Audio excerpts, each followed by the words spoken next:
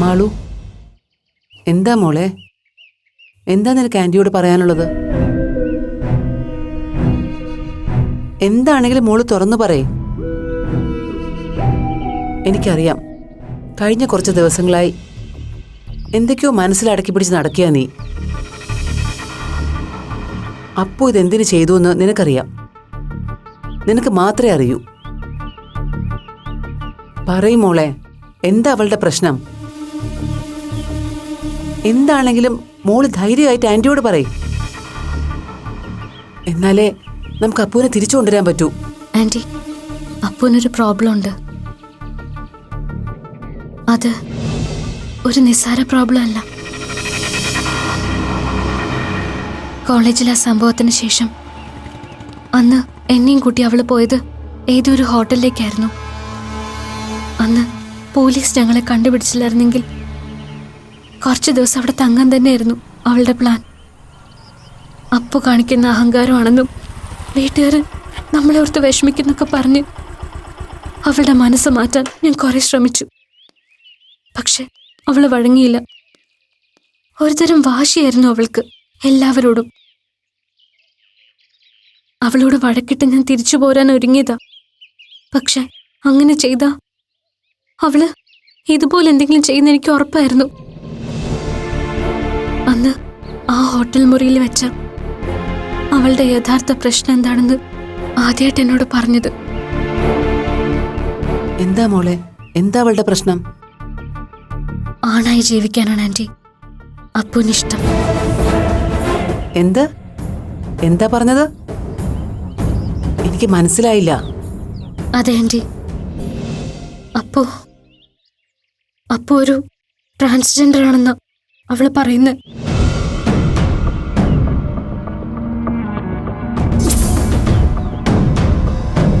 അവൾക്ക് ഒരാണായി മാറണം.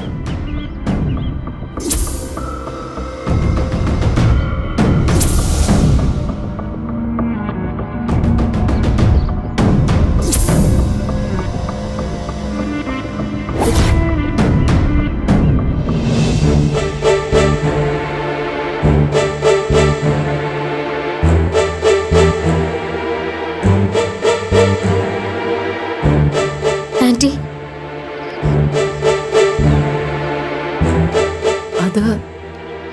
അതൊരു തമാശ പറഞ്ഞതാണെങ്കിലോ മോളെ. അവള് നമ്മളെയൊക്കെ പറ്റിക്കാൻ എപ്പോഴും അവള് പലതും പറയാറില്ലേ? അതുപോലൊരു തമാശയാണെങ്കിലോ? അല്ല ആന്റി, അതൊരു തമാശയല്ല. ആദ്യം ഞാനും അങ്ങനെ കരുതിയത്. ഇതുപോലൊരു കാര്യം പറഞ്ഞല്ല തമാശ കളിക്കേണ്ടെന്ന് പറഞ്ഞ് ഞാൻ അവളെ കുറെ വഴക്ക് പറഞ്ഞതാ. പക്ഷെ അപ്പു പറഞ്ഞത് തമാശയായിരുന്നില്ലെന്ന് പിന്നെ എനിക്ക് ബോധ്യപ്പെട്ടു ആന്റി. കോളേജിൽ എല്ലാവരോടും അപ്പു ഒരു ആൺകുട്ടിയെ പോലെ ബിഹേവ് ചെയ്തിരുന്നത്. ബോയ്സുമായി തർക്കവും തല്ലുകൂടലും ഒക്കെ പതിവായിരുന്നു. എന്നോട് ആരെങ്കിലും മോശമായിട്ട് പെരുമാറുകയോ ശല്യപ്പെടുത്തുകയോ ചെയ്താൽ അതവളെ വല്ലാതെ പ്രൊവോക്ക് ചെയ്തിരുന്നു. എന്നോട് അവൾ കാണിക്കുന്ന ഈ പൊസസീവ്നെസ് കൊണ്ടാവാം ഞങ്ങളുടെ ഫ്രണ്ട്ഷിപ്പിനെ കോളേജിൽ പലരും മോശമായ ഒരർത്ഥത്തിൽ കണ്ടത്. ക്യാമ്പസിൽ അങ്ങനെ ഒരു കഥ പരക്കുന്നത് അപ്പോ ഞാനും വളരെ വൈകി അറിഞ്ഞത്.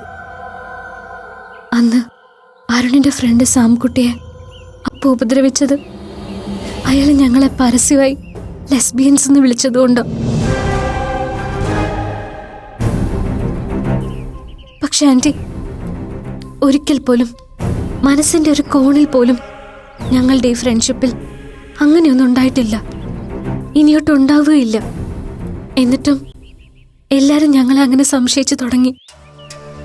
കോളേജിൽ വെച്ചുണ്ടായ ഇൻസൾട്ടിനെക്കാളും ഞങ്ങൾ രണ്ടുപേരെയും ഒരുപാട് സങ്കടപ്പെടുത്തിയത് ആരോ പറഞ്ഞറിഞ്ഞ് നിങ്ങളെല്ലാവരും ഞങ്ങളെ വല്ലാതെ അകറ്റാൻ ശ്രമിക്കുന്നത് കണ്ടപ്പോഴാ.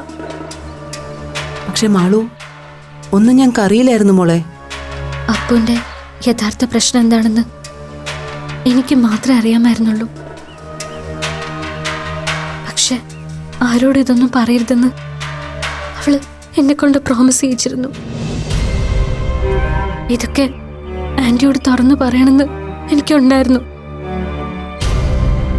പക്ഷെ അവളെ നഷ്ടപ്പെടുമെന്ന് പേടിച്ചിട്ട് ഞാൻ അത് ഇത്രയും നാളും മറച്ചു വെച്ചത്.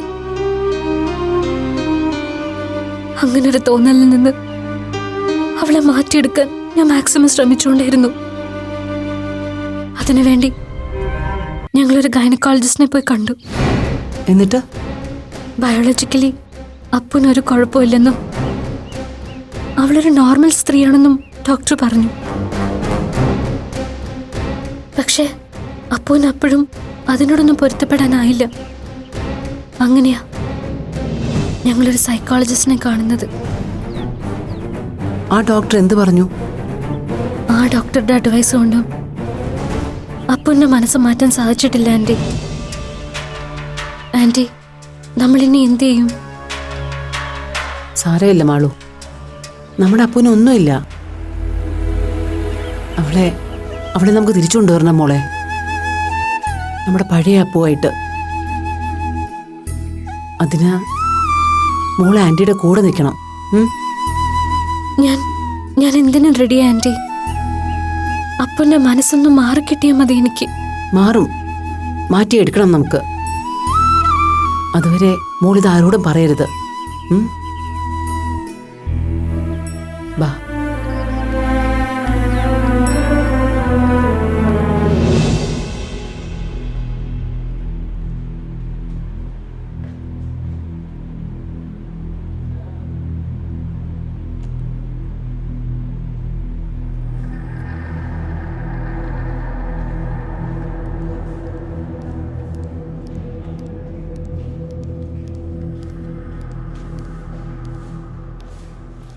BP എവിടെ പോയി? ഡോക്ടർ വന്നിരുന്നു. BP ഡോക്ടറായിട്ട് സംസാരിക്കാം. അപ്പൂനിപ്പോൾ നല്ല ഇമ്പ്രൂവ്മെൻ്റ് ഉണ്ടെന്ന് പറഞ്ഞു.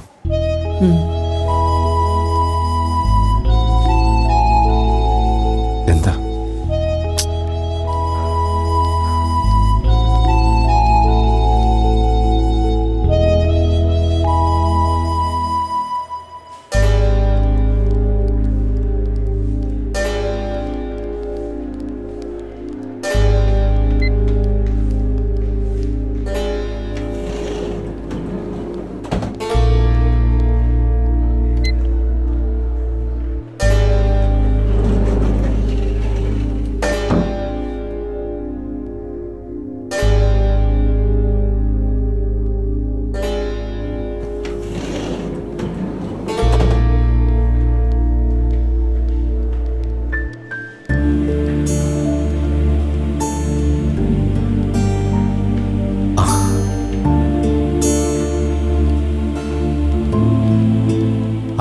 മാളു, ഇതാരാന്ന് നോക്കി.